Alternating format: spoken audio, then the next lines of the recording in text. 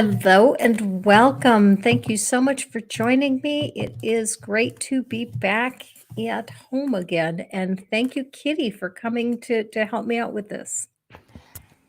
Of course. You know I love our chats, Kelly. I just got through the long-winded explanation of why I haven't been around as much, and why I was almost late, but I made it on time today. So,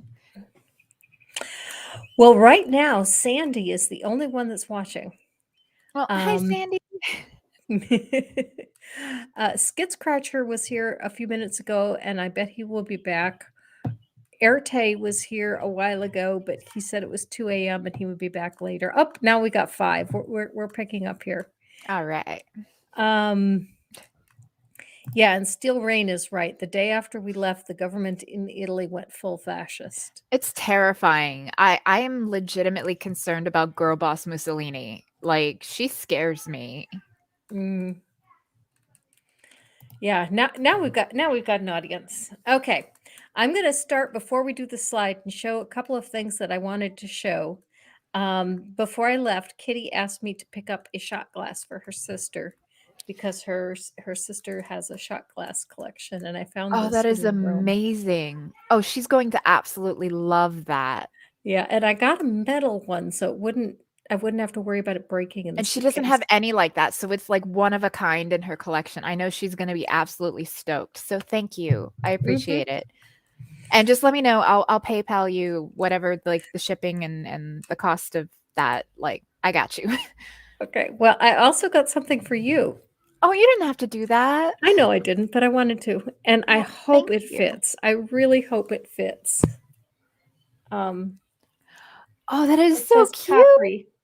I got it in Capri, and it's got butterflies on it. You know, my first It's a. s- tattoo was a butterfly on my Oh, really? shoulder. Yeah, Mm. I thought you would like it, and it's a I size do. medium. That should fit. But their sizes tend to run a bit small, so I'm looking at it and say, I hope this isn't too small. But Oh, it'll be fine. And like absolute worst case scenario is I could always modify it where I just split the seam on the side and then put in lacing so that it would mm, lace up on either side so I'd be able to wear it. Cause like I have a small frame but a hmm. large bust. So like that's I knew usually the that. issue. 34F. So like, you know, it can be a struggle, but I can always do lacing on the side with like little grommets. Worst case, I will wear it. Like even if I have to slightly modify it, I will wear that damn shirt because I love it. I saw a really cute halter top that had lemons on it, and lemons. The area where I was shopping for you is very well known for lemons. They have lemons on a lot of stuff, Oh, and I that's looked cool. at that and I said, I'm not sure that works on a large busted woman.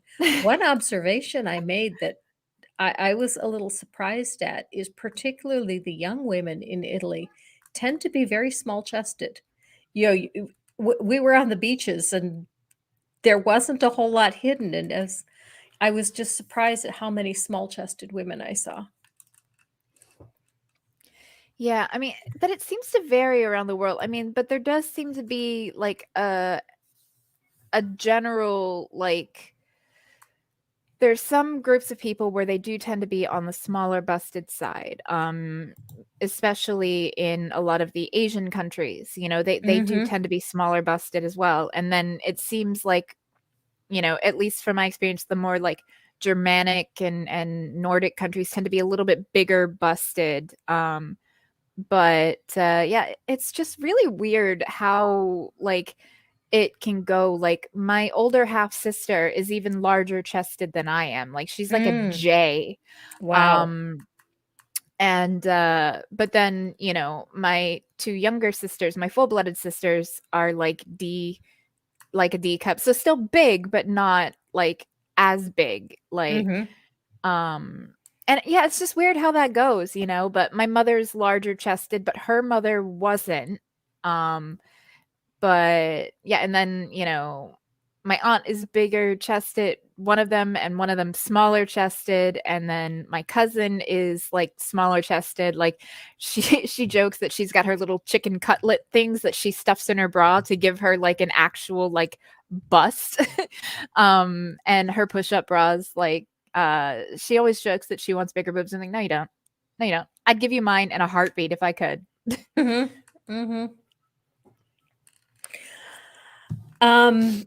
I saw a comment from Steel Rain here. Says, my grandfather on my maternal side fought Italy with the U.S. Army in World War II. He was in the 598th Field Artillery Regiment, 92nd Infantry Division. I have a slideshow that I'm going to be starting in just a few minutes. And at the end of the show is a group of people singing a song that was written by people at the end of World War II in Italy. It was funny because when I originally put this slideshow together, I searched for music from Italy that would not be copyrighted, and it was mostly classical.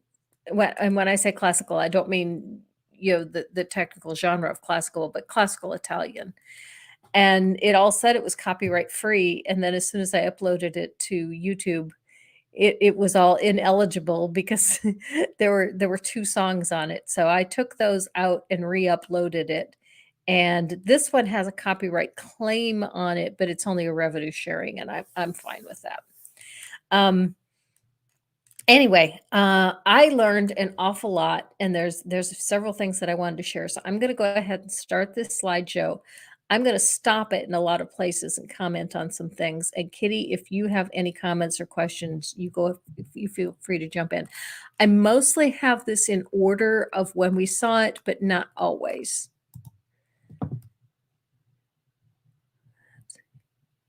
All right. Yeah, that's right. There's no music at the beginning.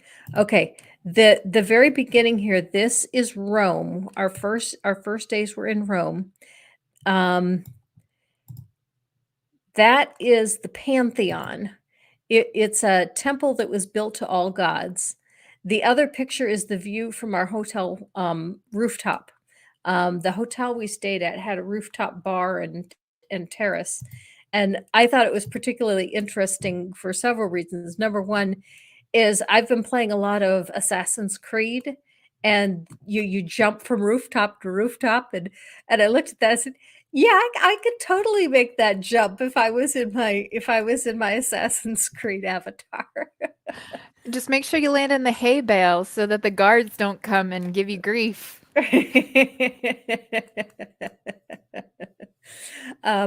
The other thing that really surprised me about Rome is I expected Rome to be a very modern city, the way most cities are that, have a lot of ancient culture and ancient history, that they kind of build up the modern city around the ancient ruins or the ancient portion or away from it, but not Rome. In fact, they have a building ordinance that you can't build higher than the Colosseum. So nothing is more than about 6 stories tall. Which, unpleasant, but potentially survivable. I mean, maybe, depending on how you land. Okay.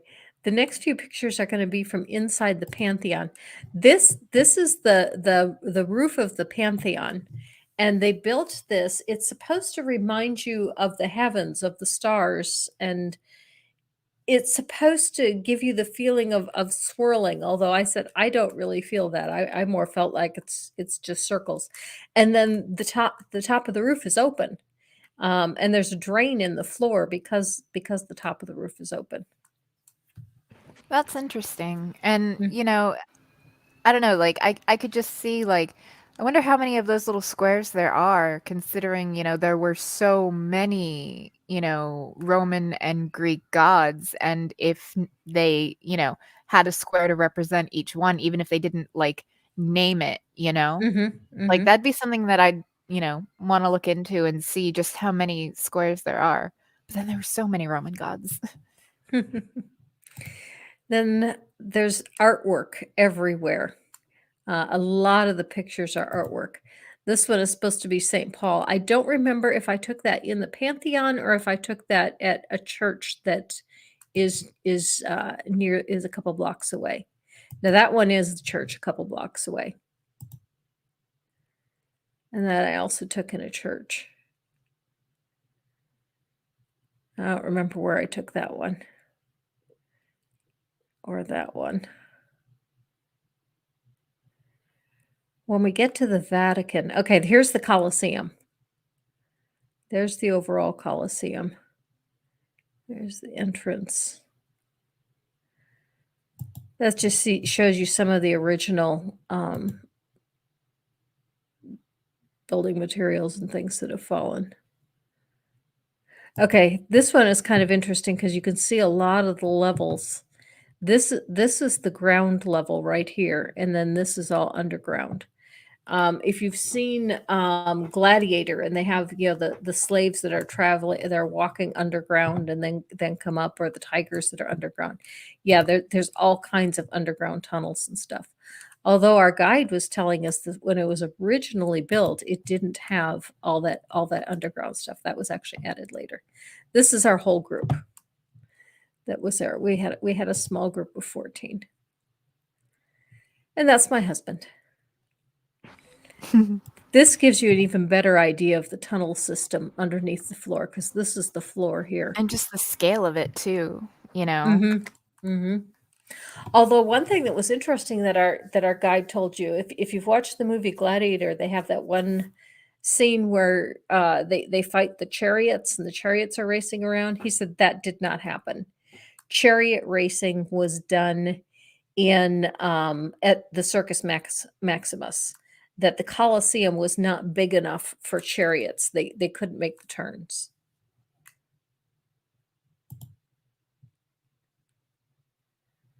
This is an archway that's right outside of the Colosseum. And I think that's, I'm not sure what that is. It's whatever we saw the next day, but I don't remember what it is. I remember walking in this area, but I don't. That was an obelisk. I think that's the entrance to the Vatican.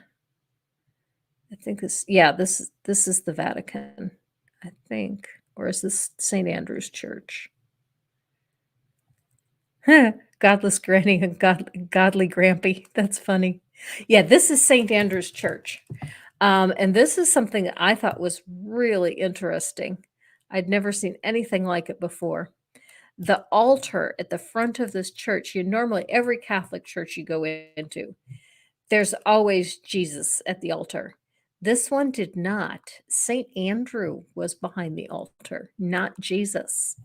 I'd never seen anything like it before.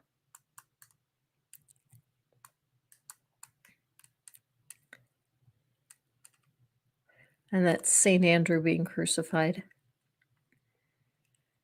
That's a fountain. That one's a rather famous fountain. That's the one that everyone's supposed to throw the coins in if you want to come back to Rome. There's the Vatican. Okay, this is the entrance to the Vatican. And as you're approaching this, you see these everywhere. It's a pine cone, and they use it as a symbol of new life and so forth. I was really surprised because our guide was saying the pine cone is a symbol of life because pine nuts are inside, and from the pine nuts you can grow a new pine tree. And I thought, yeah, that's kind of a characteristic of every kind of fruit and nut.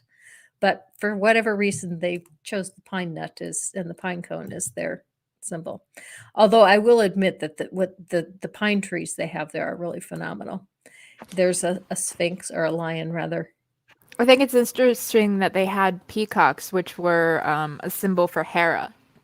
You see this a lot. Statues that are missing their heads or arms. And it's not so much that it was ruined, is that when the city would be attacked, a lot of times the conquerors would come and chop off the heads of all the statues just as a way of demoralizing the people by defacing their artwork.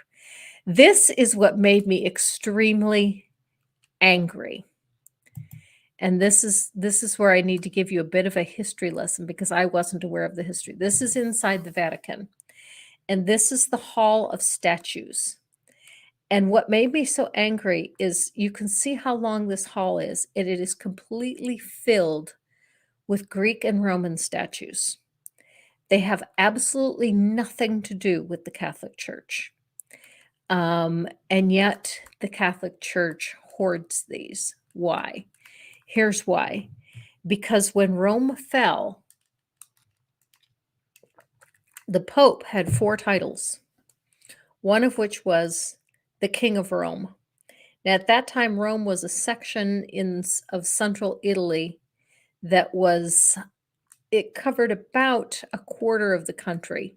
First Rome fell into kind of city states, and then in the Renaissance, it was partially reunited to where it became about 4 different regions, and the Pope was the king of the region that contained Rome. So anytime any Greek or Roman statuary was found, as king, the Pope claimed it for himself. Rome was not completely unified until 1929 when Mussolini came to power. And when Mussolini took Rome from the Pope, as a concession, he gave him the Vatican. So one of the titles that the Pope has is King of the Vatican. And so, of course, they took all of the statuary that they had been collecting over the last several centuries, and they moved it all into the Vatican where they could keep it for themselves. And that's what makes me so angry is the Catholic Church in the Vatican has billions and billions and billions of dollars worth of artwork. They have 3 of the most famous pieces of artwork in all of history. Now, some of this artwork they commissioned themselves. I have no problem with them having that. Some of the artwork is artwork that has to do with their religion. I have no problem with them having that. But this I have a problem with. I really think that they should feel some kind of moral obligation to either give this back to the people of Rome, build a museum for it, or they could sell the stuff off and feed the entire world. They could wipe out poverty on their own if they so desired. Yeah. You're not wrong. Yeah, and they encourage their people to leave them their estates. They collect money from their people all the time, and yet they sit on all this wealth that has absolutely nothing to do with their faith. This is just more stuff from the Hall of Statuary. This is a different room, but it's okay. Now we're getting to some of the more religious stuff. This one is not. That's just one of the oldest statues in there. And Kitsune Center is exactly right. I thought this was supposed to be that churches were supposed to be about charity. Yeah, that's exactly my problem. They expect Oh, no, they are, but charity to them. Right, to them, not from them. This is a mosaic. That is really You'll cool. see lots of them. Yeah. This one in particular, this guardrail keeps people from stepping on it, but there were lots of mosaics that, are ancient mosaics, but they still have people walking on them. You can see some more of the mosaic there as well as another statue. I don't know if you have any pictures of some of the paintings where there's a baby that looks like he's got a receding hairline and, a mortgage. And it's just a fun fact about some of like the older paintings that depict children looking like miniaturized, like middle-aged men. That the fact behind that, the interesting fact about that is it's meant to represent Jesus, that Jesus was born already like, even though he was a baby, he was already in that mentality of, a middle-aged man. So they draw baby Jesus like a middle-aged person, just miniaturized, which I thought was interesting. being preborn, like the younger sister in Dune. Yeah. Mm-hmm. This is a sedan chair that was for the Pope at one time. That's one of our guides. That's another cool mosaic. I do like that one a lot. Mm-hmm. More statues. Oh, this is the Italian national anthem. I got to leave this song in because this one's not copyrighted. That's a ceiling. That's another ceiling. This is something that also surprised me. Now, you're not allowed to take pictures in the Sistine Chapel. You can take pictures pretty much anywhere in the Vatican except the Sistine Chapel. But if you look at this ceiling, that gives you an idea of what the Sistine Chapel ceiling looks like. I was absolutely shocked that the picture that we're so used to seeing of God touching of Adam's finger, that's a picture about this size.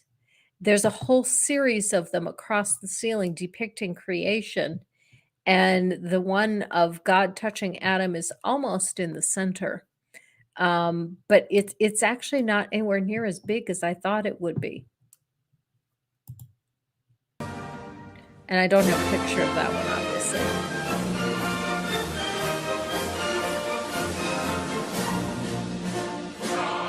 Oh, another thing that was really interesting. Okay, my cousin is the one that organized the trip. My cousin and her husband do this for a living. They take 5 to 7 tours of people to Italy every year. And my cousin was an art history major. So that was so cool that, like one morning we woke up and I got a text from my cousin that said, there are 2 masterpiece paintings in the church that's 3 blocks from our hotel, and she gave us directions on how to get there. So she would direct us to all the masterpieces. You saw those 2 paintings earlier in the slideshow.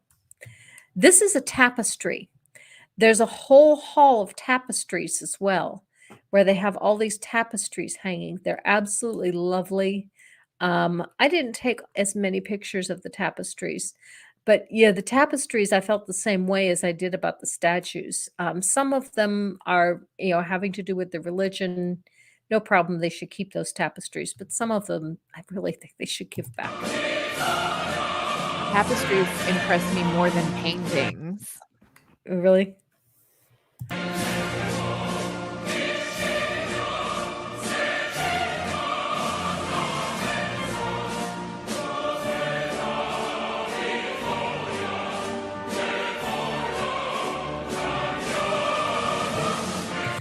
This gives you an idea of what the Sistine Chapel ceiling looks like as well. There's just painting after painting after painting after painting. It's no wonder that painting this nearly killed Michelangelo.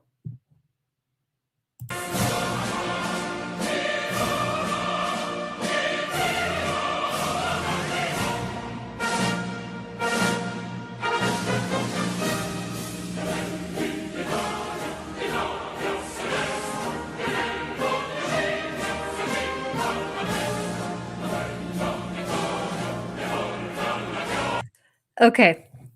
This is one of the 3 major masterpieces in the Vatican. One of them you won't see is the ceiling of the Sistine Chapel because, as I said, you can't take pictures in there, but the other 2 pieces you can take pictures of. Unfortunately, that man's head got in the way. I wish that man hadn't been standing there. That's the difficulty of taking all these pictures is there's so many people everywhere. It's impossible to get pictures with nobody in, so you just take what you can get. Raphael painted this, and yeah, it is considered one of the best pieces in the world in all of art. But one thing that's kind of funny, and I zoom in on this in just a moment, that our guide told us about. There it is. That part of the painting, that is Michelangelo. And part of the reason you know it's Michelangelo is because of the boots that he's wearing. Boots like that did not exist in ancient Athens, But they said that the reason that he did it was Raphael and Michelangelo were rivals. And in the beginning, Raphael did not have a lot of respect for Michelangelo's work. But when he went in and saw the Sistine Chapel and saw what Michelangelo had done, he had so much respect for him that he decided to paint him into the picture. That's actually really cool. He painted himself in the picture as well, but I could not find the spot where he is. He's much smaller, and our guide told us which one he was, but I couldn't find him.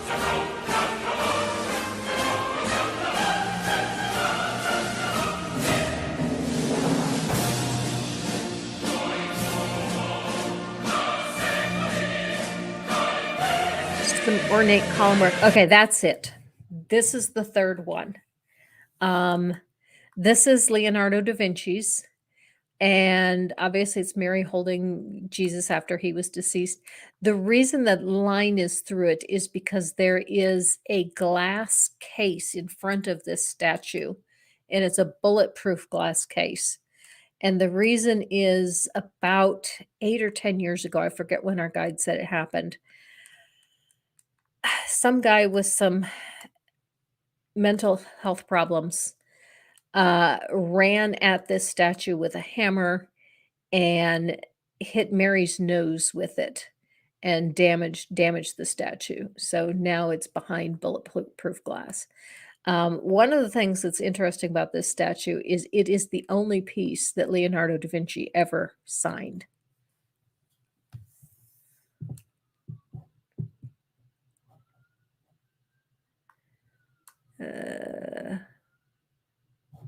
I hear them. I see something going on in the chat, and I'm not sure what it is. Oh well, we'll get to it later.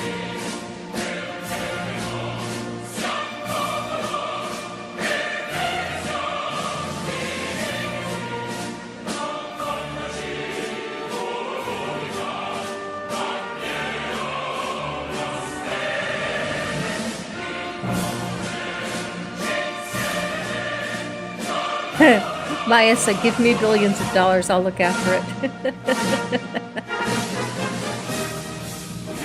Okay, this is a sunset. There was one hotel that we were at just for a night. It had a beautiful beach. It was known for its lovely sunsets.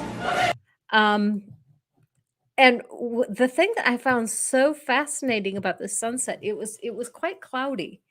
And when I saw that, I thought, oh, rats, I'm not going to be able to get a picture of the sunset. But when I looked through my camera lens, I could see the sun. And I thought that was the weirdest thing, that with the camera, I could see the sun. But as soon as I took the camera away and looked at it with my bare eye, all I could see was clouds. It's like the opposite phenomenon of when you go and you see the moon looking all beautiful and you go to take a picture of it, and then it's just like a little tiny circle, and you're like, well, shit, that didn't capture the majesty that my eyeball could.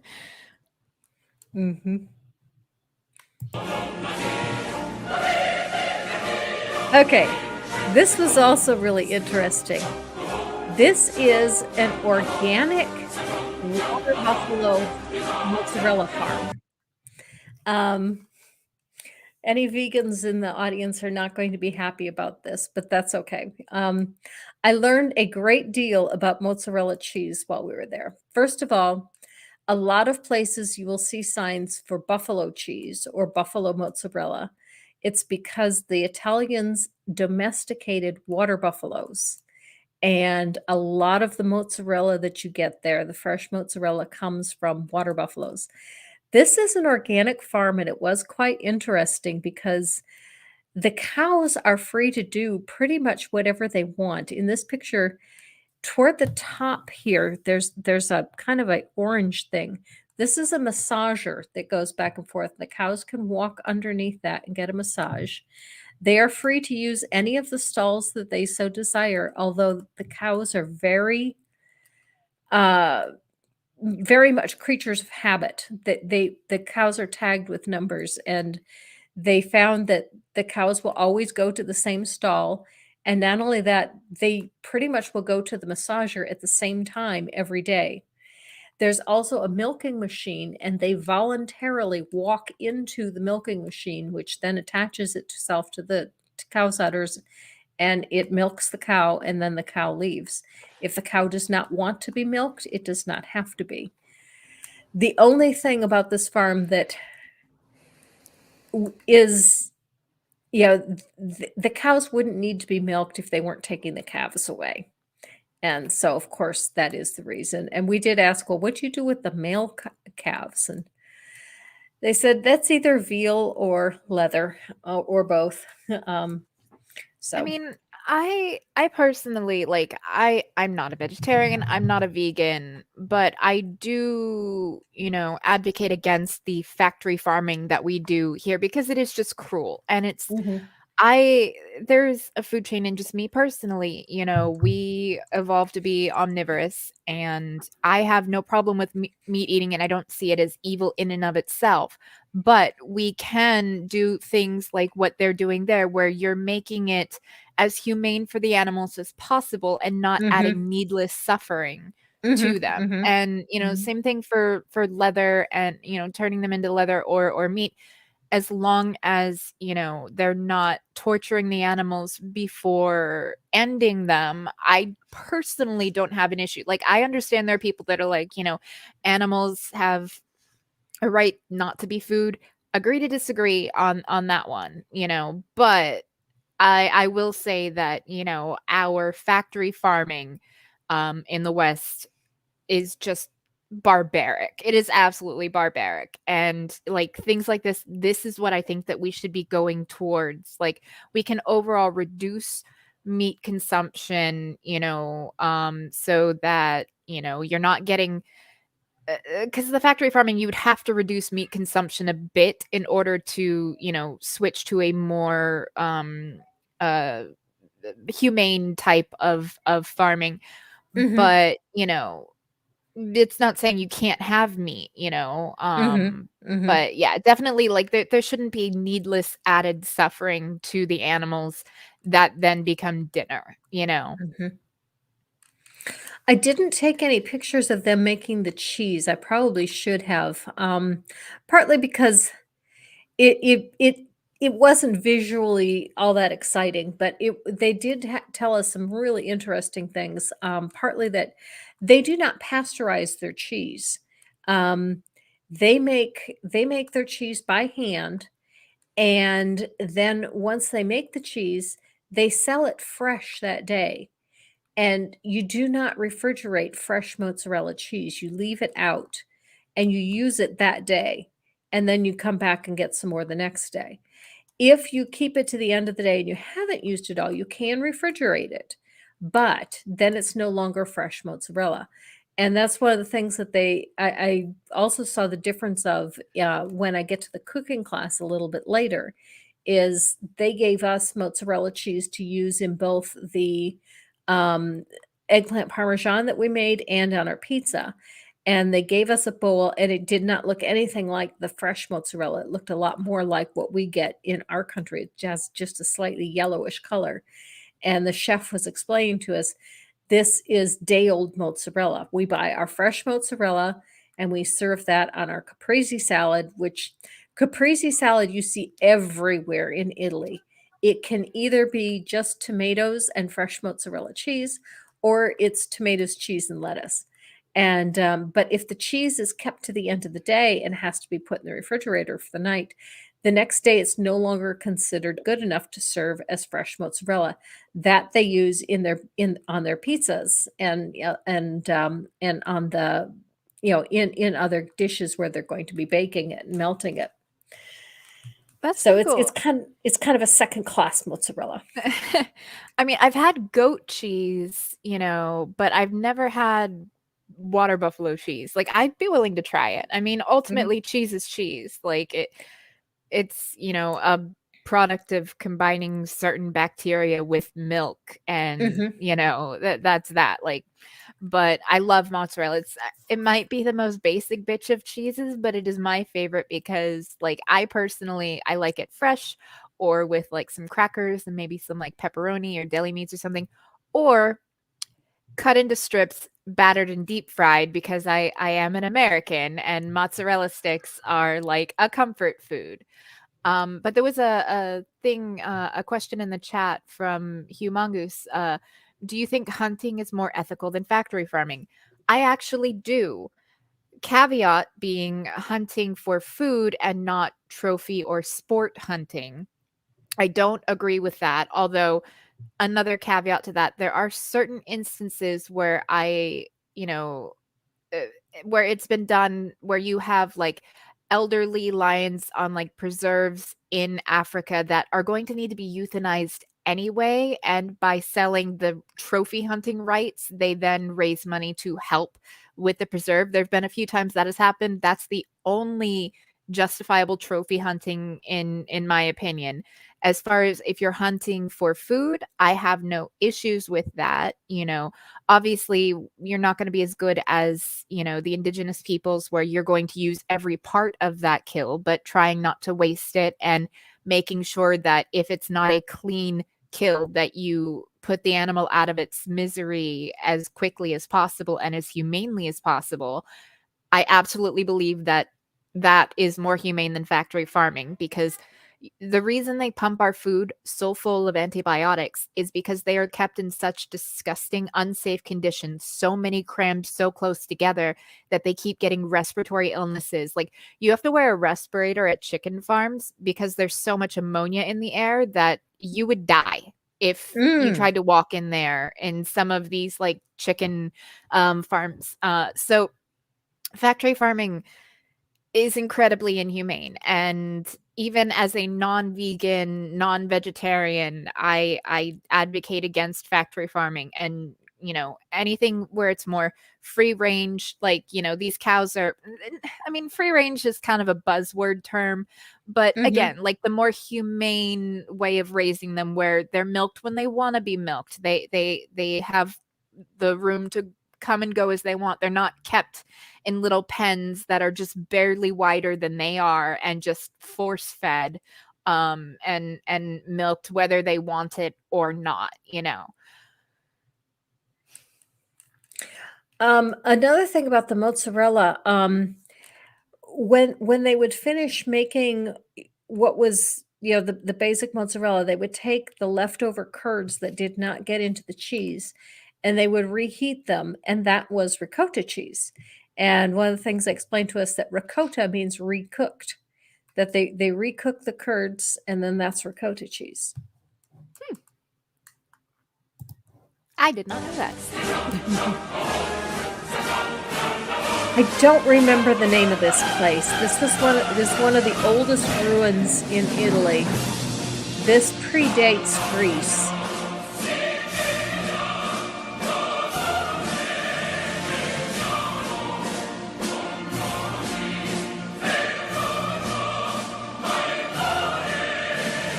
And this was the view from our hotel in Positano.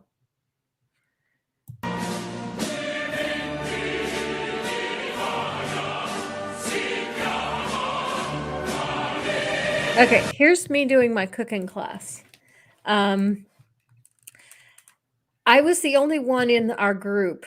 I'm actually with a different group for the cooking class, and the cooking class was in the restaurant in the hotel where we were staying in Positano. And I'm pretty glad that I did the class because most of the group that went on a hike, which was called the Walk of the Gods, and from the way they described it, it probably would have been a bit much for my knees. And besides, I really wanted the cooking class, and I'm really glad I took the cooking class because I learned some very interesting things. I'm making gnocchi here, and right now all I have there is a peeled boiled potato. And then you put the potato through a ricer, and that gets it to the right consistency. And then they took our potatoes and they made it into the dough for us, and then they gave us the dough back. And they rolled the dough into strips about About half to thumb 3/4 thickness. of an inch thick. Yeah. Yeah, about And then thumb they thickness. Yeah, exactly, about thumb thickness. And then you cut the strips into about 1-inch pieces, and then you just kind of roll with your finger the piece of gnocchi down that board, and the back of the board has grooves in it, and so that puts some grooves in the back, and it makes it the shape, and it gives it a little bit of a you have a bit of a finger hole in the middle of the dough, and that kind of gives you the shape of your gnocchi.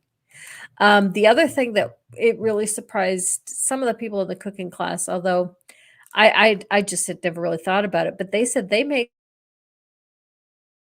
and they boil the gnocchi, and then they put it aside for the rest of the day, and then when they need a serving of it, they reboil it. So fresh gnocchi can be boiled twice. I mean, it's basically just flour and potato. Like it's Mhm. I've made gnocchi before. Mm. I love making homemade chicken and gnocchi soup. Mhm. Um, because honestly, I have not eaten in an Olive Garden in almost 10 years. It's been a little over 8, almost 9 years, because I got food poisoning there while 7 months pregnant. And Mm. I've not been able to bring myself to go back, but I love their chicken and gnocchi soup, so I learned how to make it at home. Um, yeah, no, I don't have a gnocchi board though. I just use a fork to Mhm. kind of like pinch it, like, so it's not like as traditional of like the shape and the grooves, but like the grooves on it help it hold sauce a little bit Yes, better. that's right. I forgot. I forgot. Thank you for reminding me. Mhm. I would have been right there, like fuck hiking. My crippled ass could not handle that. Like I would have been there making gnocchi with you, and that would have been my better time. Like I love nature. I love being out in nature. But I'd much rather, like, rent a cabin in the woods that has a driveway to it so I can drive, I can sit out on a porch, maybe, go a little ways away, but not too far because I can't do a lot of walking. So, I want to experience nature without having to walk a long way to get there. So I would have much rather been making gnocchi in the kitchen with you. I had made gnocchi once before, and it was awful. I had no idea what I was doing. I just took a recipe and followed it, but I had no idea what I was doing, and now I know how to do it right.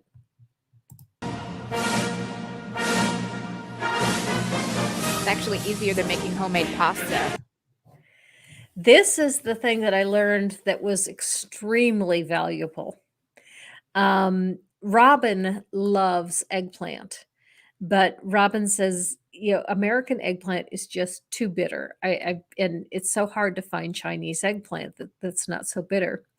And so when our chef was telling us how to prepare eggplant for eggplant parmesan, I just about fell over because he was telling us, okay, the first thing you need to do is first you slice the eggplant, which we did, and then he put it into a big vat with some salt, and then he left it to sit for about 10 minutes. And he says this draws some of the moisture out of it. He said the moisture in the eggplant is bitter. And if you don't get that moisture out, you have bitter eggplant. And that's why our eggplant was so bitter. You're supposed to get the moisture. I never knew that. So then the next step was after they poured out what had been drawn out by the salt, then they gave us the eggplant and they had us squeeze it. And that's what I'm doing. I'm squeezing the moisture out of the eggplant there. And then after we squeezed the moisture out of it, then they breaded it and they fried it. Now they fried theirs in a deep fryer, but they said you could use a skillet as well. And then I asked the chef if you could use an air fryer, and he'd never tried an air fryer, but he's, try it, see what happens. The type of eggplant parmesan that we made here is very different than anything I'd ever had before. It's Neapolitan style, I believe, is what they call it. I'm not 100% sure if I said that correctly, but it's very different than the kind that has just the one thick piece of deep fried eggplant. But you take these very thin strips of eggplant. First, you put a layer of sauce. Now that sauce that's in that bowl there, that was the first thing we made. We just chopped a bunch of cherry tomatoes, and they put that in a pan with some garlic and some oil and some basil, and that's it. And they just boiled that for about 15 minutes, and then they ran it through a sieve that took out all of the tomato skins and the seeds, and the basil, so you just had the flavor of the basil, and then all you were left with was the sauce. And it's a very thin sauce. I'm used to spaghetti sauce, marinara sauce being very thick. This was very thin, but it was fantastic. So we take a layer of sauce and then a layer of eggplant, and then that bowl that's right in front of this bowl that has mozzarella in it, and that's the day old mozzarella, and then you put that on top of the eggplant, Hmm. and then a little bit of parmesan on top of that, and then make another layer, and then they bake it. I'll have to try that. It was great. Okay, there I'm making pizza. We're flattening out our pizza dough. The first thing we did when we got there was we made pizza dough, and then they left it to rise. And then toward the end of class, we flattened out our pizza dough, and then the same sauce that went into the eggplant parmesan, we put that on the pizza as well. I was surprised at how little sauce we did. I'm used to making pizza and just covering the pizza with sauce, but like 5 tablespoons. It was a large tablespoon, but still, just enough to barely cover the pizza. And again, the same mozzarella and the same parmesan. We made margarita pizza, and so we put a little bit of fresh basil on it, and that's it.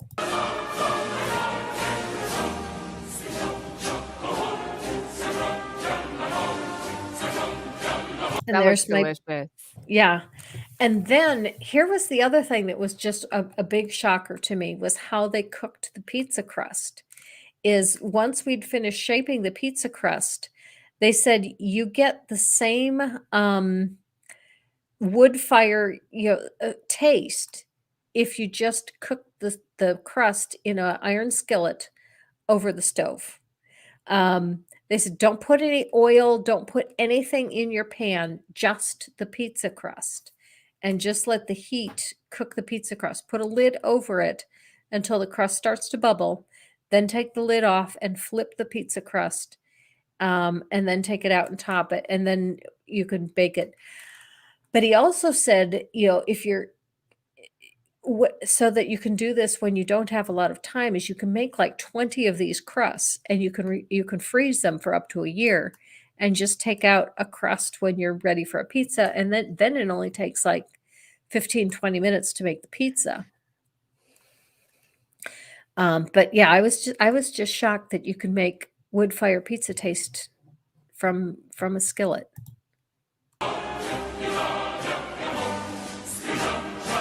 Sandy S was a good yes. It was absolutely fabulous. The pizzas were delicious. This is also in Positano. I think I am having trouble remembering where some of this stuff was, but this was another church that we went and visited. We saw a lot of churches.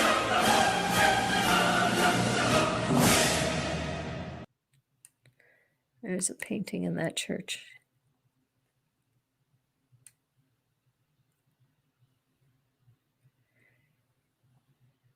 Okay. This is in that same city. At the bottom of the city, they had a nautical museum. It was a very small museum. There wasn't a whole lot in it, but when I saw this, I got rather excited because this looked like so much like a Viking ship that I would use in AC Valhalla, that I said, "Where's my axe? It's time to go a Viking."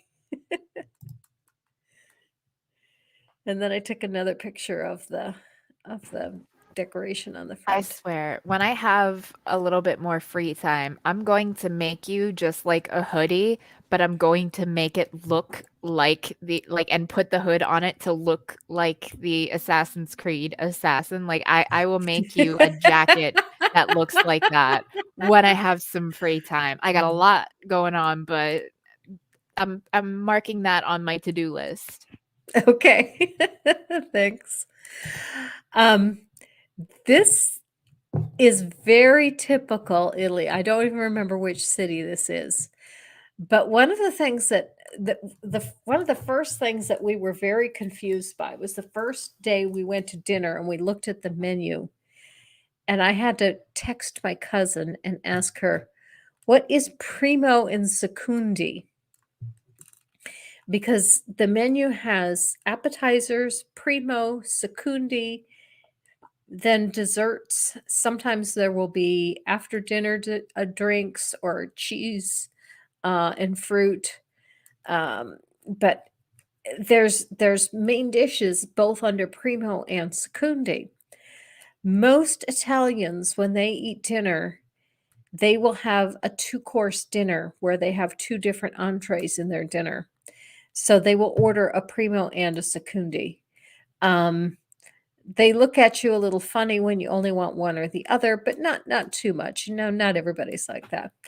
But the amount of food that these people eat just blew my mind, especially when you look at how small and how thin they are. And I asked my cousin, "How are these people so small and so thin?" Well, first I asked, "Is this something they just do on special occasions?" And she said, "No, they eat like this every day." And I said, "Well, how do they stay so thin?" And this is why.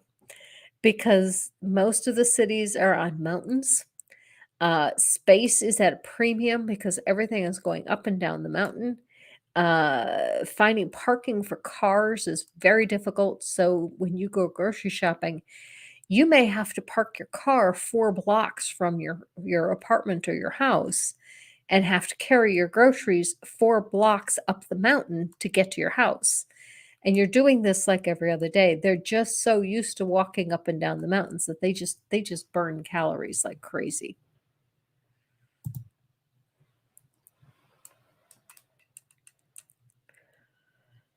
That's a beach that we were at.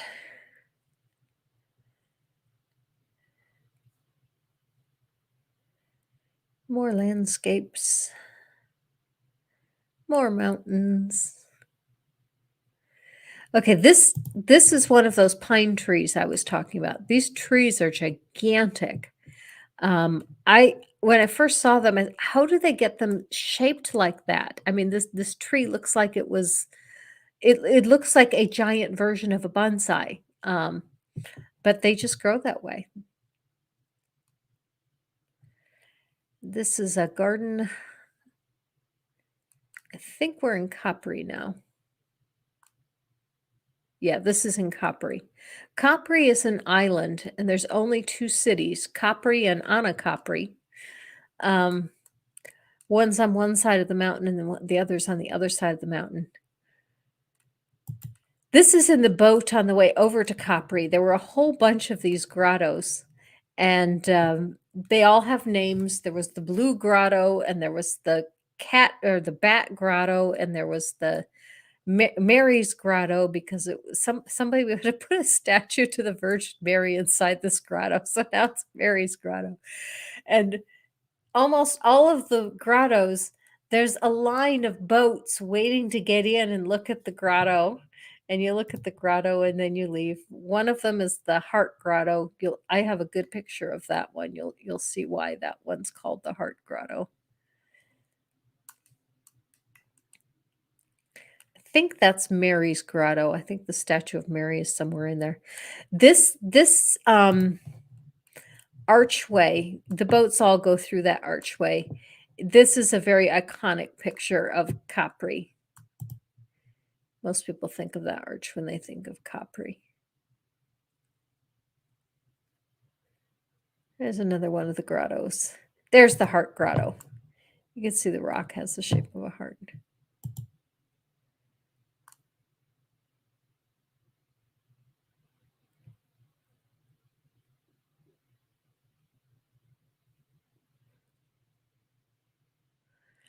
This is also another iconic symbol of Capri.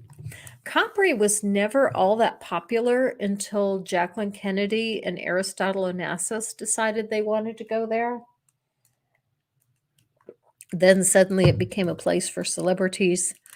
Capri is a place where I really, even I would not go shopping because everything is so expensive. All the stores are designer stores. There, Ralph Lauren, there's Prada, there's Gucci. I mean, everything is designer label.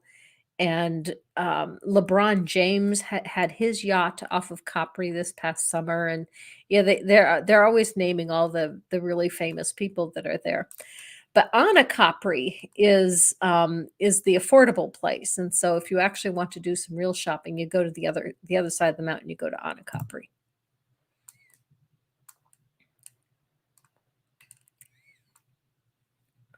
Another sunset. It's gorgeous. Yeah, Like, it was I gorgeous. just can't get over just how pretty everything is.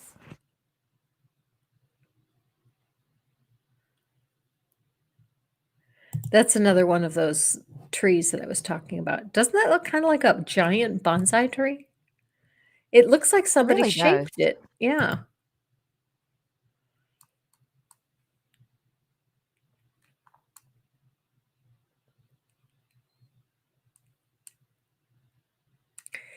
Okay, this is the hardest thing I did on the trip.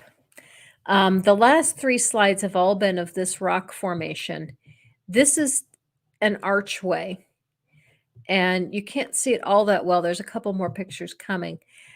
They say looks like an elephant. They say this is the trunk of the elephant. I thought it looked more like a dragon because it looks like it has scales more back here. But from our hotel, we hiked out to this and back. And the hike out wasn't too bad. It was the hike back that was actually worse.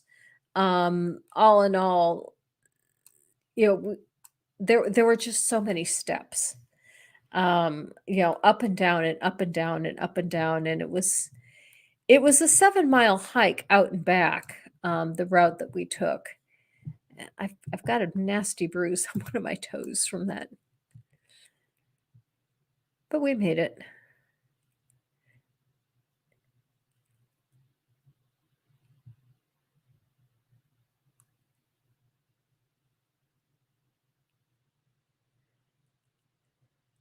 This was a cave that we found on our way back. This is not even a tourist place. There's no labels here, nothing, but I found it a rather interesting cave.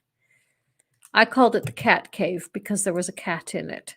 That cat that we found in that cave, we found there is a cat picture coming later, and I took the picture because feral cats are everywhere, and they're rather friendly. And this cat followed us most of the way back to the hotel, so that was interesting.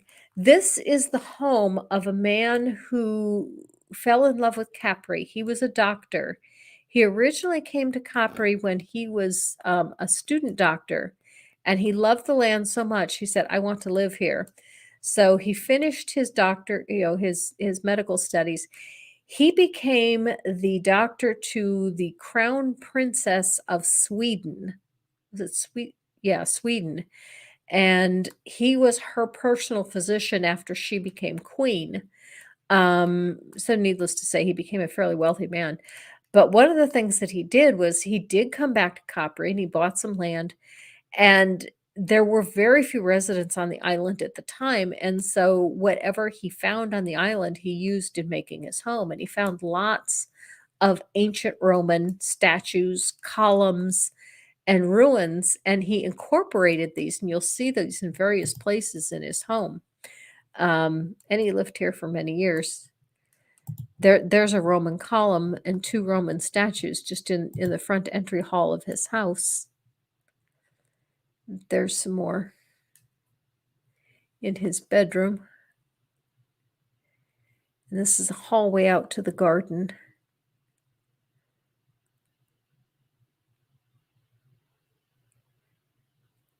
Two more columns. And this is in the garden. There's one statue. This is the most famous statue in the garden. It's a sphinx. This one he actually imported from Egypt. And it looks out over the bay, and so that became rather famous. And another picture of the bay. Okay, I kind of call this the Ken Ham Church. It's actually San Michel, and it's in Capri also. But they asked an artist to paint the floor of this church with the creation story, but the artist had never seen a lot of the animals that they wanted him to depict. And so he just kind of made them whatever he thought they would maybe look like. And some of them are rather interesting. This is the altar of that church. Like here, he's got a unicorn in creation. Evidently, God made unicorns. This is one of the paintings on one of the walls. And another one. And another one.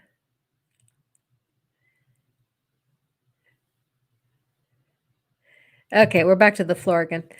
These are supposed to be ostriches. They look more like dinosaurs with fluffy tails. This is supposed to be a crocodile. It's freaking adorable. I mean, It it is looks kind of like a adorable. little lizard, like a leopard lizard hybrid. Like, it's cute. But yeah. And then this is the entire floor as seen from the balcony. You actually are not allowed to step on this floor. You have to walk along these wooden ledges that go all the way around the church. So you can walk all the way around the church, but you're not allowed to step on the floor. But there's the whole floor. You can see all of the creation legend, myth, whatever you want to call it. So I think Ken Ham would love this floor. He might be too evangelical to appreciate Catholicism, though. This is from Augustus Garden. The Augustus Garden was just blocks from our hotel. We stayed at Hotel Luna.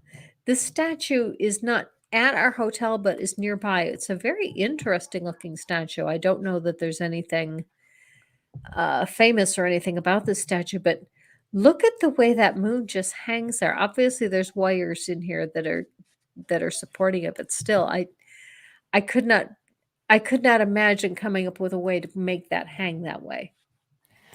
It's like the cakes where it looks like a bottle is pouring into a glass. Mm-hmm. This is the garden right outside our hotel. There's the cat.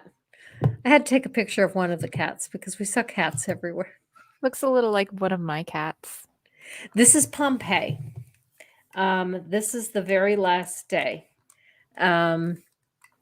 Pompeii was originally a seaport, and this was the stairway, the main, not stairway, the main entry into the city. And then the sea came right up to this wall at the time that Pompeii was destroyed.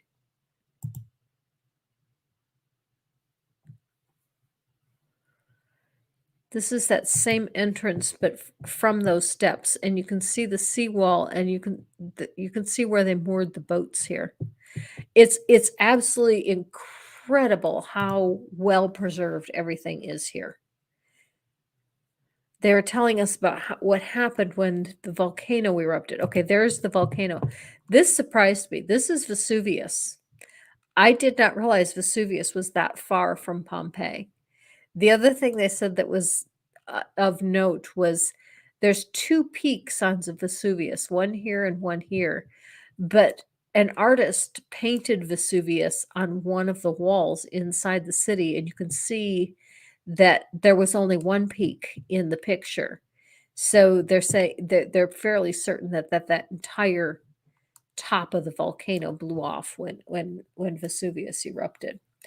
One thing interesting from the story that our guide told us about was there had been an earthquake in Pompeii about 15 or 20 years before the volcano, and it had done quite a bit of damage. So when there was some rumblings, they thought it was going to be another earthquake. So the wealthy people left and told the slaves and the lower class people, watch our stuff while we're gone.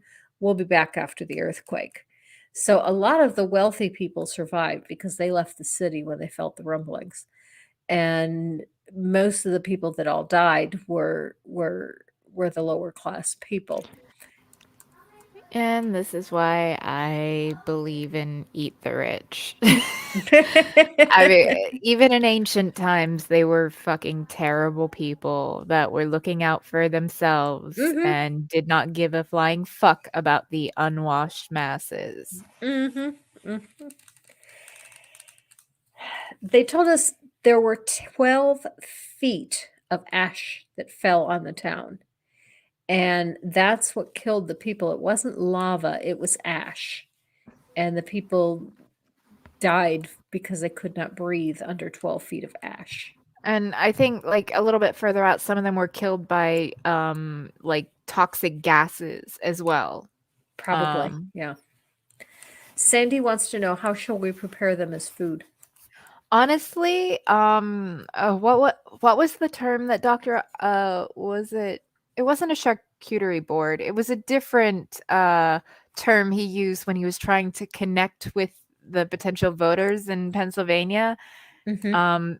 It's not a common term, but it's basically just like a nosh tray. It's, a veggie platter. It's a fancy term for veggie platter, and I can't remember the term that he used, but yeah, we'll just prepare them like that. Maybe deep fry them. It is America. I mean, if we can have deep fried Twinkies, Reese's peanut butter cups, and Oreos, just deep fry the rich. We were told that whenever you see this red, that is the original paint on the walls. This is a vase. There are thousands of these inside of Pompeii, still in perfect condition. This wall I took a picture of because they were telling us that, they're trying to restore the portions that were destroyed. And this line of brick, it demarks the original from the restoration. So all this down here is original wall, and then this up here is restoration.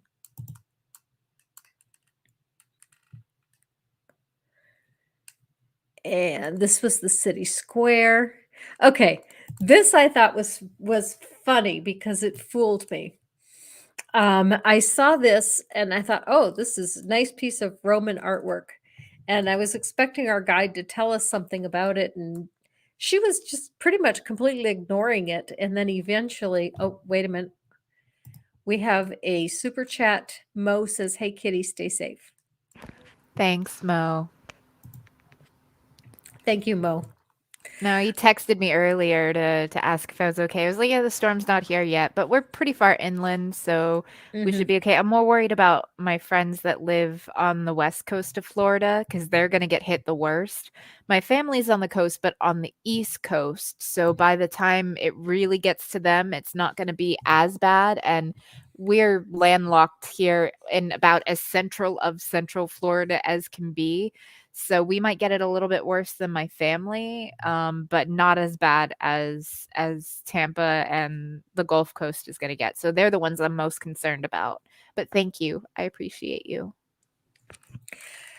Sorry, guide eventually did tell us about this statue, and it was not original to Pompeii. She said that they had an art festival here at one time, and people brought in artwork to display in the center of Pompeii. And this was in the 20th century, and this is actually a 19th century piece that was brought in for that. And when they left, for some reason, they left this statue behind.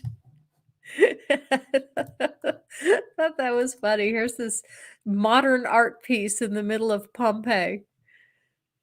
The other thing is, when they originally discovered Pompeii, the people who it was found in 17 something, but the people who found it had absolutely no interest whatsoever in the history of the city. All they were interested in was reusing what they could find in the city that was of value. And so you'll see these squares of marble in lots of places.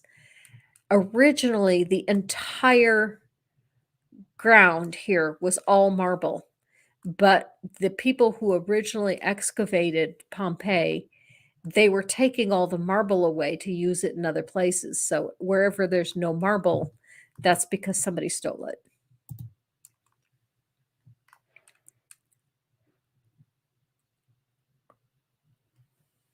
This is a mosaic.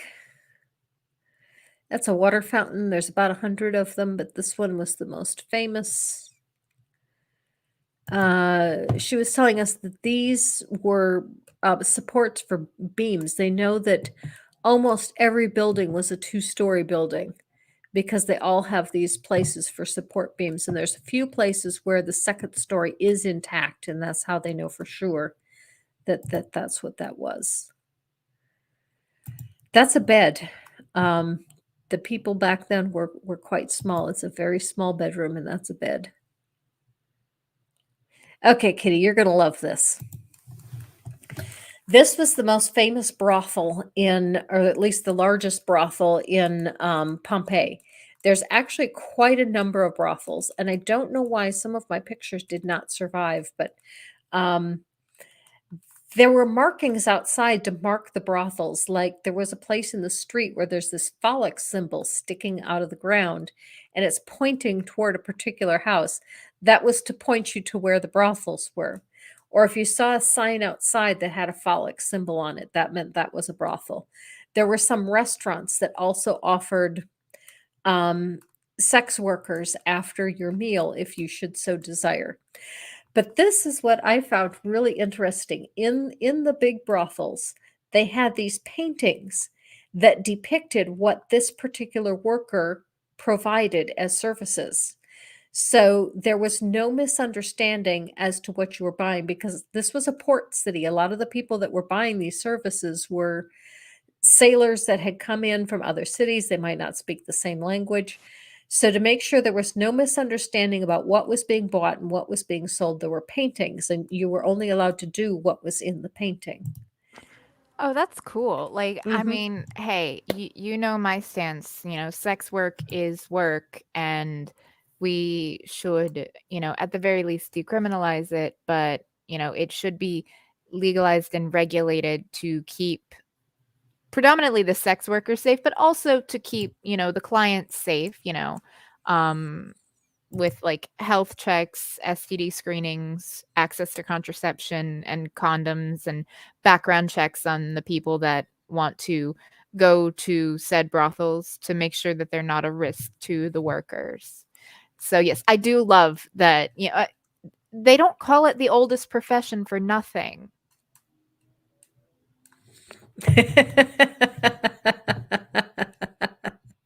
uh, Major Grey Wolf says, "Heard of a happy ending? This was a happy meal." Ye San- olde Happy Meal. and Sandy says, "Indeed, a very happy meal." These are paintings on the walls that are original. I was just flabbergasted. You can still see the paintings that were on the walls. And there's another house that we'll come to even later where they're even more clear as to exact. And you're not going to believe how this is just. This was obviously was a dining area or a shop area that sold bread because it was a painting of bread. This is two shops. The shops look extremely small, but they've got all this stuff stacked up inside. You can see that they actually could keep quite a bit of stuff in the shops if they wanted to. That was a sign outside a restaurant. Okay, these are the streets. These are grooves from chariot wheels. And then the streets were either one-way streets or two-way streets. If there were two stones like this, it's a one-way street, and the chariot wheels go on either side of the two stones. If there were three or four stones, then it's a two-way street, and chariots go on whichever side of the stones. Yeah. And you could tell which parts of the city were used more than others by how deep the grooves were. In front of the most popular brothel was one of the deepest grooves. Makes sense. I Hmm. mean, if we're being honest. It's like, This in the rain, how, like, you'll see the tracks of the car in front of you, like, where it's basically, like, dried up part of the road, when you're driving, but it's that just cranked up to 11. this is a restaurant, and it's got a marble base, and then there's a different picture coming from a different angle. They have these holes in them, and remember that big pot from an earlier picture? They had these big pots that were stationary inside here, and then they would put food in the pots, and this was like a buffet. And they could never get the pots completely clean, so you always had to put the same kind of food in a particular pot each time. before modern sanitation standards when it comes to like food safety prep. Hmm. This is obviously a brick oven, but look how perfect this brick oven is. Yeah, it looks like you could still use that. Yeah, you could. And then that was a mill.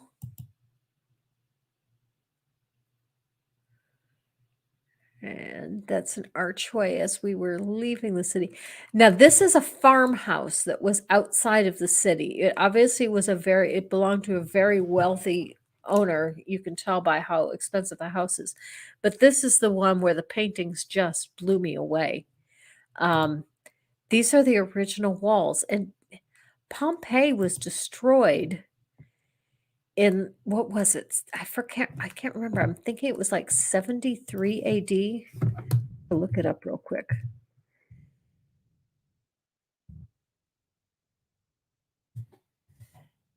It was built in 79 AD was when Pompeii was built. So these paintings are over 2,000 years old, and look how perfect they are. I mean, it's absolutely incredible.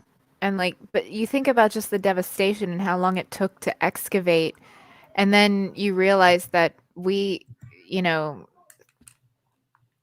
here in the United States, in California, we have a volcano that could go Vesuvius level eruption, and just imagine the devastation that that could cause the United States. Hmm. There is an artist that went through Pompeii and was trying to find a way to get to and preserve the portions that were not stone. And he came up with an idea, and he was right, it worked. And that was that he looked for depressions because organic matter um, leaves a depression when it decomposes. And so when they would find a decompression, he would pour plaster into it to make a cast. And from that, he made a cast of a number of the people that died there. There's wooden doors that he made casts of. There's a few trees that he made casts of. Those are on display. I should have included one of the doors because I did have that picture. I did not want to take pictures of the people.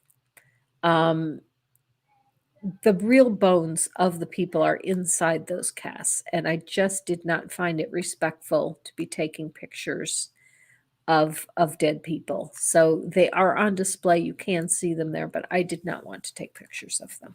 And that's understandable, you know. I mean, it's kind of, yes, people can visit them, but it's different. Like, it's not like they could really be extricated from there, at least not some of them, you know. Mhm. And like visiting the place where it happened, it basically, the area is essentially a mass grave for many Mhm. people, Mhm. and that carries with it a certain weight, you know. And taking a picture, it does kind of, I get what you're saying about it being like disrespectful, and it's like kind of let the dead rest, you know. Exactly. You can visit their grave. It's no different than visiting, you know, any grave really, but you know, go there to see it, you know, pay respects, whatever you want to do. But yeah, taking a photograph, it makes it more touristy, and it does cheapen it a bit, I think. Sandy asked a really good question. She says, "That's amazing. I suppose they're still continuing to restore it today."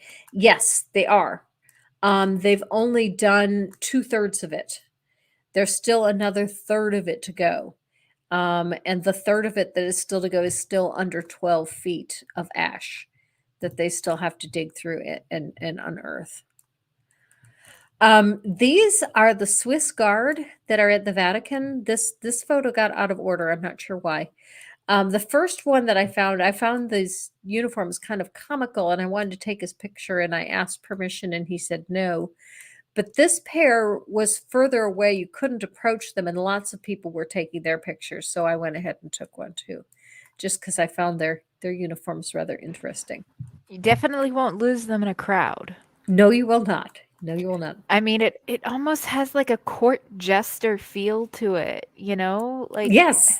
That's exactly what I thought. I thought they look like like clowns, not soldiers. all they need is like a hat with bells on it, and it's like ye olde medieval times court jester. And like no disrespect to them, like that's their uniform. You know, they're taking their job serious, like, you know, God's bless kind of thing. Don't care.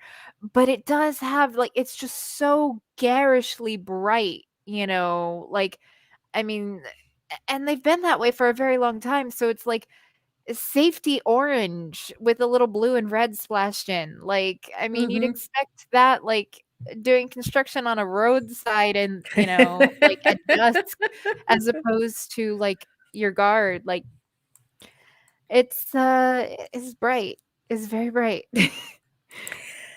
The last thing on here is from a restaurant that we went to at on our last night in Capri, and the wait staff all got up and sang and danced and played instruments.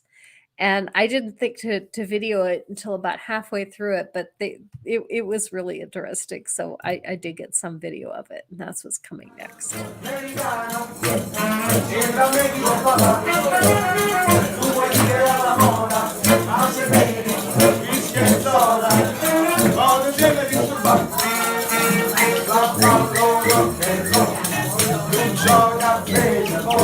Sorry, the lights aren't very good.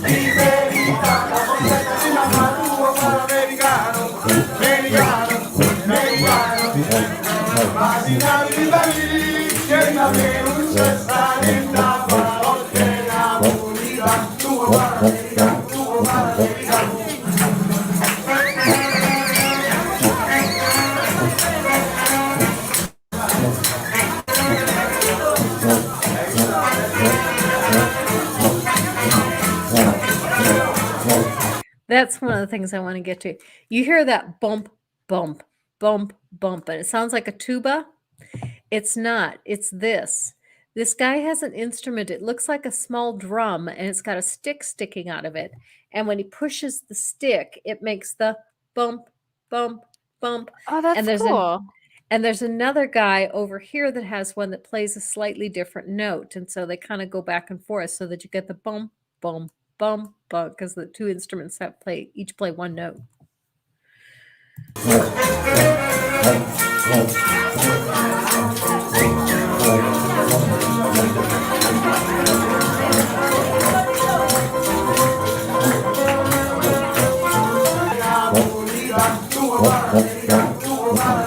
You're not wrong, Sandy. That is essentially what it is doing. It is making a musical fart noise. Yep. Yep. That song that they were singing, we asked my cousin's husband, who is a native of Italy, what that song was, and he was telling us that that was written right after World War II. That when the Americans liberated Italy, a lot of them were giving candy and cigarettes to the people, and the people were just enthralled with the Americans, thought the Americans were the greatest thing in the world. They all wanted to be Americans, and they were trying to dress like Americans and talk like Americans and walk like Americans. And that's what that song is all about. It's you want to be an American, an American. You wear American clothes, you try to walk like an American, but you're not, you're really Italian. Oh man, now I'm gonna have a different song stuck in my head.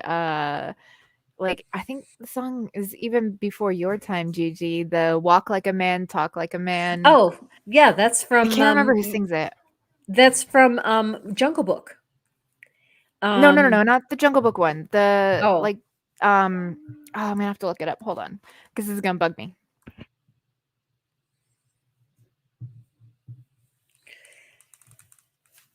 and that was my trip. Those are all the slides that I put together. I was really surprised when I put together. Johnny says I'm afraid of Americans. I wonder why Johnny's. Well, I guess I'm not to it. If you would have said that to me a couple years ago, I would have been very surprised. But now I guess I'm not that surprised anymore. It's by Frankie Valli. Mm. The song "Walk Like a Man." I used to Oh, jam out to walk that song like a with. Yeah, man, that's talk the one. like a man. That That's one. the Okay. one. Okay. That's how my brain just goes. Like, you hear, "Oh, walk like an American," and my brain just goes straight to that. Like, could have gone to walk like an Egyptian because that was apparently like number 1 on the charts when I was born. Um, so that's fun. There was actually a Mhm. website like a while back someone sent me, and they're like, put in the day you were born and it'll tell you what song was the top of the charts then. Mm. And Walk Like an Egyptian was the one when I was born, at least Mm. according to that site. Mhm. That's interesting. I remember that one. Okay, so yeah, that was my whole trip. I had a great time. I think it was the best vacation I've ever had. I mean, it looks like it. There was so much to see and like just so much history There and was. art. And I'm a museum person. Like, I love going to museums, but although I do tend to prefer science museums as opposed to art museums, but I do like art museums, like nothing against them.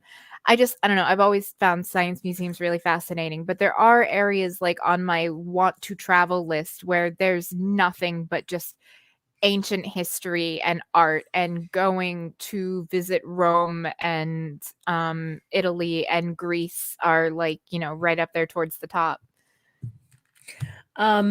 Sandy, there's nothing to forgive. I have no problem with you timing out people who are being haters. He was right. He had a point. I misspoke. I said Leonardo da Vinci when I meant Michelangelo. But other than that, yeah, he was being pretty rude and silly. You can politely correct somebody without being a douche nozzle. It's Hmm. not hard. It's really not. uh, Johnny says that puts him 6 years older than you. Yeah, no, I was born in 1986. So yeah, Let's see. I'm feeling older than my age though. Like, every morning I get up and it's like I just poured a bunch of milk into some Rice Krispies. My oldest daughter is 1 year younger than you. Yeah. So, I The mean, child I buried would have been 2 years older than you. I'm technically in the middle of 5 kids. My dad had 2 kids, from a previous marriage, and then he had 3 with my mom. So, Mm, I'm the oldest of my the mother's second children, set. but the middle of my father's. At least Mhm. that he knows of. He was in the military and not exactly, choosy with his partners back then. So there I might have other half siblings floating around out there that I don't know of, but of the ones that I know of, I am the middle of 5. And we are actually out of time. I was Oh surprised at how goodness. long that took. Yeah, yeah. When I put that slideshow together, I thought, "Oh, it's not gonna be that long because I'm not a big picture taker." And then when I finished, it was 15 minutes long. I was surprised. And of course, I stopped it and talked all kinds. Which is good. Like, I mean, I get to experience it vicariously through you. And you were kind enough to send me pictures, on Twitter, to DM me because I was like, "Oh, send me pics. I want to see." Because the most fun thing I've done in the past few weeks is I did go to a wedding on Friday. There are, white people weddings are boring. This was not a white people wedding, so it was very lively, especially the reception. Like, I mean, it was a lot of fun. My son had a blast. He was up jumping around and dancing and just like he was totally into it, and I was into it because I don't like boring events. Like, I want like to feel the music and like the energy. Um, but then, other than that, it's just been dealing with my partner's injury, which, that I figured I'd let everyone know why I haven't been around the last few weeks. Labor Day weekend, that Friday, my partner got injured at work. His foot was crushed by construction equipment that fell off of a machine.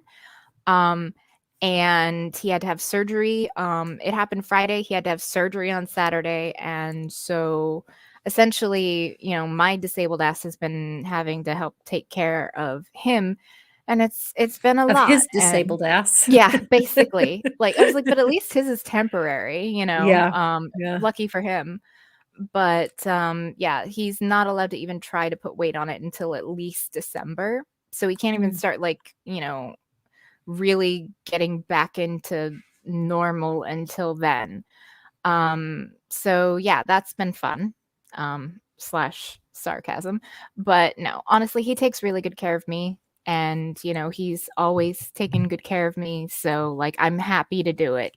It's tiring and it's rough. And, like, I'm definitely feeling it. Like, when I have to load up cases of water Mm. into the cart and then into the car. And then, like, it's a lot. It's been a lot. So, if I'm not around as much, that's why. But I was glad to be here. Like, I drove 300 miles today because I had to go from Orlando to Daytona to Orlando to Daytona to Orlando. Um, and I got here, like, I got home 15 minutes before the stream started. So I didn't even have time to put on makeup. But I said I'd be here, and I needed this as just kind of a nice, relaxing time with one of my dear friends. And it's been good. Yeah, no, we could theoretically do wheelchair races, although his wheelchair's nicer than mine because mine's a lot older, so it's getting a little rusty and not great. Benefit is, when he doesn't need his anymore, I get an upgrade. So, like, silver linings. Nice.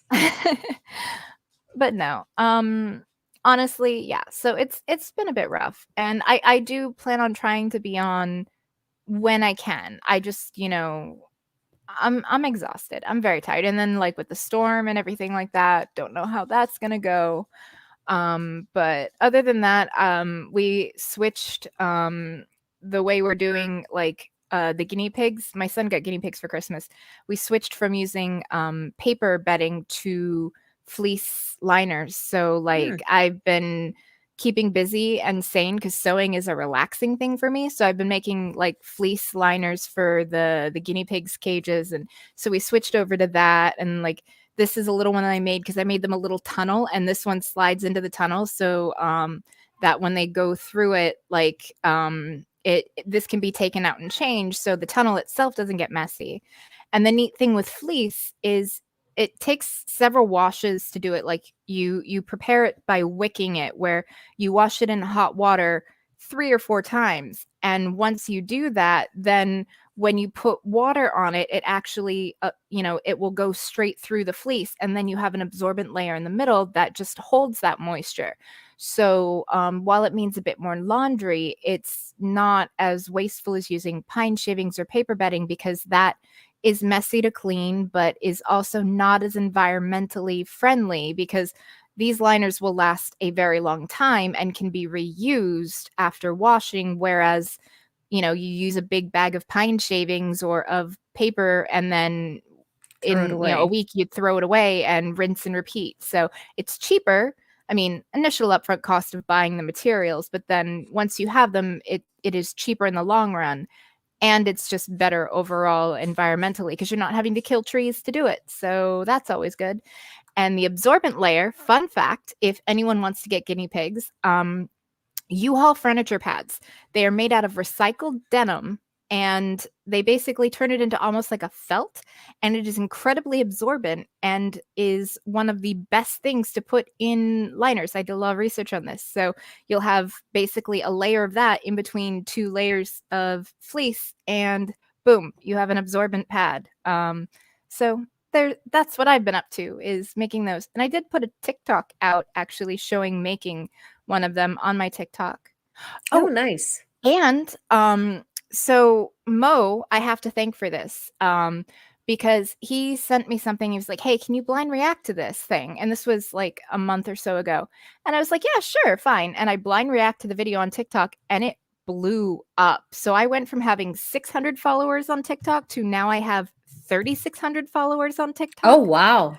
So, Nice. I have Mo to thank for that. Like, now I can even do lives, and I was about to do a live when my partner got injured, so that kind of threw a monkey wrench and all of that. But, yeah, so, like, I owe you one, Mo. Thank you. I was like, "Oh, I'll get to 1,000 eventually," like, and I was chugging along, getting a couple here and there, and then just overnight, boom. Um, yeah, it's, Kitty the Atheist. It's, Let me see if I can pull up a link to it. And if not, it should be on my Twitter, but let me see if I can pull it up and toss it in there It's real not, quick. because when I went to your Twitter, I was looking for what links to put in the description, and the only ones I saw was your Cash App and Okay. your YouTube. So I put your YouTube in the description. Let me see. My E key on my keyboard keeps sticking, so I have to make sure that the spelling is correct.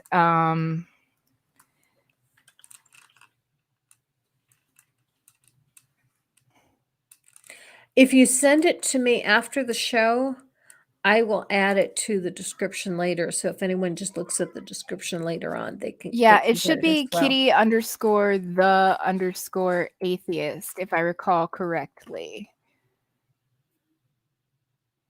Okay. So I believe that is it. Okay. But for whatever reason, let me see if I can pull it up on my phone real quick and double check, because this is gonna bug me. Sorry, I just one sec. Okay, while you're doing that, I'm going to go ahead and do my plugs for what I've got Absolutely. coming on. This week, the scripted video is going to be a response to inspiring philosophy. And sorry, it's not as snarky, it's not as funny, but I think it does have a very serious point to it. And I think I did point out something that he and a lot of apologists miss when they're putting forth certain arguments. And then next week, my guest will be Kathy Cotton. Kathy is, if you know Oz Tang, Kathy is Oz's Aunt Kathy, and we got to know each other a little better at Better. And I'm having her on as a guest next week, and that should be a lot of fun. Did you find it? I mean, it is at kitty_the_atheist, but it's not letting me add a link from here to there. It's just copying the name. So let me see if I can. I'll just copy the link to one of the videos, and then like the one that I was talking about, making the fleece liners, and then I will send that to you, and that will at least get you to the thing. I'll just send it to you on Twitter. Okay. And then I'll get that into There the we go. description. Okay. So that's a video, but it'll at least get you to the page. Like, TikTok's meant to be done from a phone more so than from a browser. So like that is one thing that they could work on, is having a better interface when it comes to like trying to view something in a browser. But for those that were wanting in the thing, I can copy the link from there, and that should work, I think. Yep, it Yes. worked. Okay, that link worked. Okay, very good. Okay. So that was the one of making the little pads, because hey, it's fun, easy, useful information. And I've got other videos on there too. Okay. Is there anything else you want to put in a plug for? Honestly, not much. Like, I know I'm gonna be doing some stuff on Twitch coming up with the new update that's coming out for Genshin Impact. And my Twitch should be linked on my TikTok, and I think it's linked on my Twitter, or I might have made a Twitter specifically for it. But like, I'll post a tweet on Twitter when I do end up going live. It's basically just, something to do to not go crazy in these crazy trying times. Okay, very good, very good. Okay, with that, I think we are finished. Thank you so much, Kitty, for joining me and helping me with some of the commentary. Thank you to all of you in the audience. I know I was not as responsive to your comments as I usually am, but I'm glad you all came and you were able to see this live, because that is a lot of fun. And I hope to see you all again next week with Kathy Cotton. Goodbye. Live your life. Bye.